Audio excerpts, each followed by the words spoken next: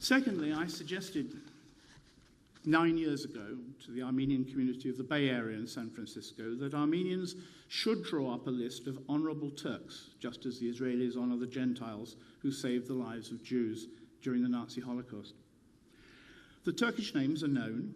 There was an Ottoman governor who refused to deport his Armenian citizens at the risk of his life. He was, of course, withdrawn to Constantinople. There were numerous individual Turks and their families, we know the names, who risked their lives to shelter and save Armenian families during the Armenian Holocaust.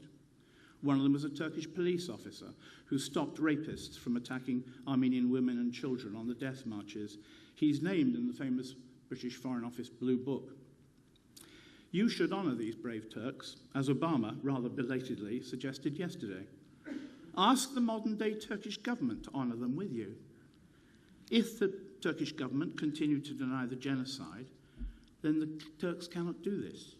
If they do not continue their denial, then they can share your praise of those Turkish men and women who helped to save Armenians from the genocide. You should have invited the Turkish consul in Toronto here tonight. You did not do so, and this was a mistake. The Turkish consul would not have come, of course.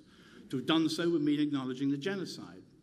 But would he be able to refuse an invitation to honor those of his countrymen who behaved with courage in 1915 in saving innocent Armenians? And if he did refuse to come, what would be his excuse?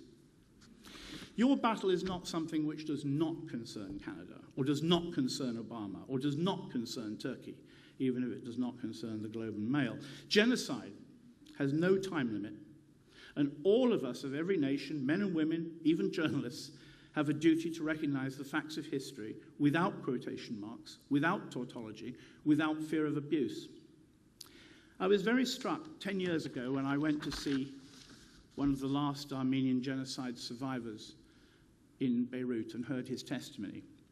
Harut Yun Sarkis is dead now, although I have him on film speaking. Ironically, of course, he was speaking like many Western Armenians in the Turkish language, and I had to have a Turk to translate for me. He described being stopped on the death march. My sister was 18, and a man came on a horse and grabbed her and put her on his horse. He did this in front of us. He said, "It happened in front of my eyes. I was not blind then." And then they started to beat my mother. As she begged them not to take my sister, the Turks beat her to death. I've always remembered that as she died, she screamed my name, "Harut Yun, Harut Yun." Later, an Arab Bedouin took me to his house, and I stayed there for 3 years. The war was over, and then people came saying they were looking for Armenian orphans. And I said I was an Armenian, so they took me to Aleppo.